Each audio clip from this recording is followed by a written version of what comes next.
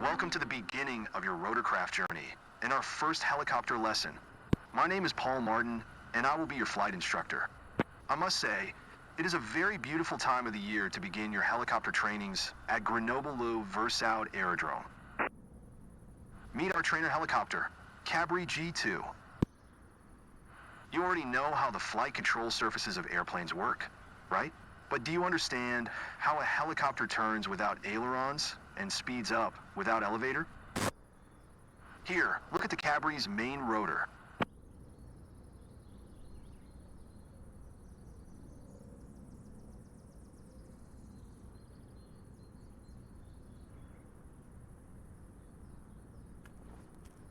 This is our main control surface. By tilting the main rotor disc forward, backward, left, or right, we can change the direction of the thrust vector and move the helicopter in the chosen direction. As with most French-designed helicopters, the main rotor blades advance in a clockwise direction. What do you think we need the tail rotor for? Walk closer and look at it. By changing the tail rotor's thrust, we can control the direction that the nose of the helicopter points. The Cabri G2 utilizes a fenestrine-type tail rotor. It differs from a conventional open-tail rotor by being integrally housed within the tail boom. Now let's continue our training inside the cockpit. Get in and buckle up.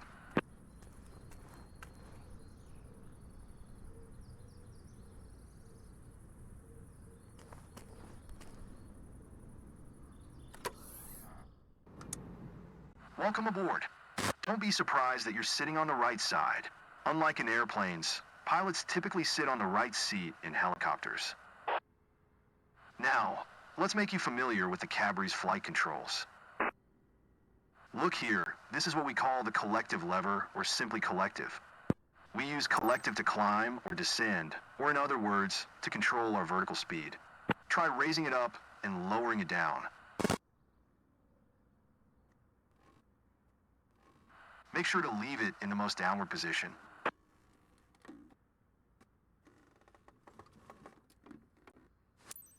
Here's what we call the cyclic stick, or just cyclic.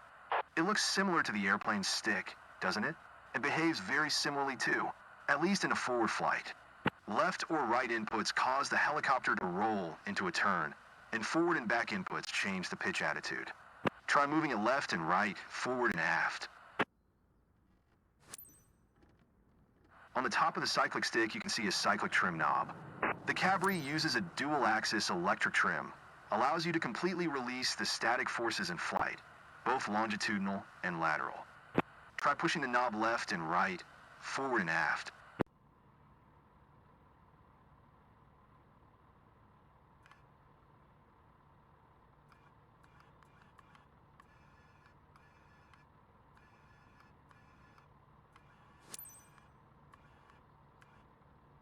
And finally, the anti-torque pedals, located in the same place as the rudder pedals in an airplane. They serve a similar purpose, controlling the direction that the nose of the aircraft points. In a hover flight, they help you to control yaw and heading, but in forward flight, they serve the same purpose as in airplanes, adjusting the side slip angle. Try pushing the left and right pedals one after the other, and look at them in the process. Sounds pretty easy so far, isn't it? Let's have a look at the instrument panel. I'm sure you have already spotted what we call the six-pack. 6 primary instruments all airplanes also have. Look at the altimeter, for instance. As you see, the ground elevation here is around 720 feet. An interesting fact related to altitudes. In forward flight, a helicopter can fly much higher than when it's hovering. After our hovering training, you will understand why it's like that. Now look at the airspeed indicator. What can we learn just by looking at it? You can see right away that the indications start from 20 knots. The caution range lasts up to 45 knots, and you should never exceed 130 knots airspeed. Why should we be cautious when flying slow? I will show why in our next training. Now, would you please look at the vertical speed indicator? It is very important to monitor VSI, especially on descent. If you descend faster than 300 feet per minute at low airspeed, you may settle your helicopter into its own downwash. This is called a vortex ring state, and it is an emergency situation you will eventually learn to deal with. But for now, simply get used to monitoring your VSI, just like you monitor altitude, airspeed, and engine parameters. Another thing to remember while flying is to keep the fuselage in the correct streamline position. For that, we monitor the turn coordinated ball, just like we do in airplanes. Or the more sensitive indicator, the yaw string, just like we do in gliders. The ball and the yaw string should be kept in the center. We won't use other classic instruments much in our trainings, because we will mostly fly by visual references. However, you do need to know about the EPM, which stands for Electronic Pilot Monitor. Let's start the engine and avionics to see it running.